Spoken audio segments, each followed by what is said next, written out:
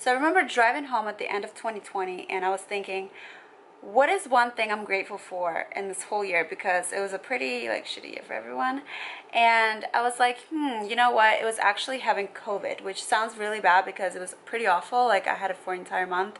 I have 2 videos about it, and it took me like from June to November to really recover fully, which is crazy. But looking back on it, I'm like the most grateful for that. So I want to ask all of you to think about like, what are you most grateful for that happened to you in 2020? Because even though it's a pretty crazy year, I think it's helpful to kind of think about things like that and not just think about the negative things, because there's at least one thing that you're grateful for. It has to be. So for me, having COVID, like it was not fun during it, but then looking back on it, like being home by myself for an entire month, for 4 weeks, because you know I couldn't have people over, I couldn't go somewhere, I really had no energy, not like I even wanted to, like I really had no energy to get out from the bed. And then my family's not here in LA, so it really wasn't like my mom could just come over, so I was by myself. And like I normally have no problem being by myself because I can entertain myself. Like I can do some fitness, I can dance, I can draw, I can do whatever, I can be on my computer, I can edit some videos, but I had no energy to do anything at all. I couldn't even get out of bed, I couldn't film, couldn't do anything. So not having anyone around was not even the issue. It was like just not having the energy.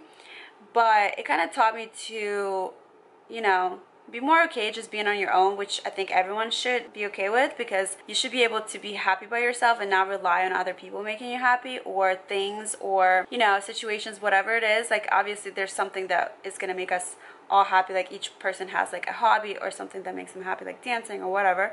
But it's good to like kind of step back and be on your own and have that alone time and just kind of reflect on everything. So that kind of what happened, and not just that 1 month, but like even the months following that, because I was still kind of like low energy and I was just kind of chilling, I didn't like really do much.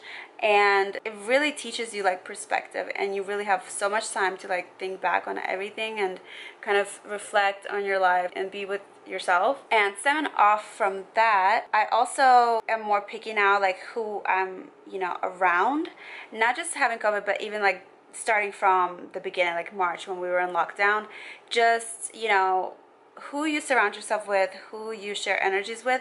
And I mean, sometimes you can't help it, like if you have to go to work or whatever, you're around certain people.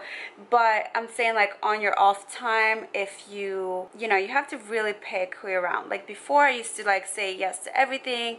Like if there's an event or party, like something would be like for like social media, like gathering, you're like, oh, I have to go. Or like someone's birthday, you feel bad, you're like, I have to go. But sometimes you need time to yourself, like sometimes maybe you're tired or you're sick, you're not feeling good, whatever it might be, you're not in the mood, like it's not like I used to always just say yes.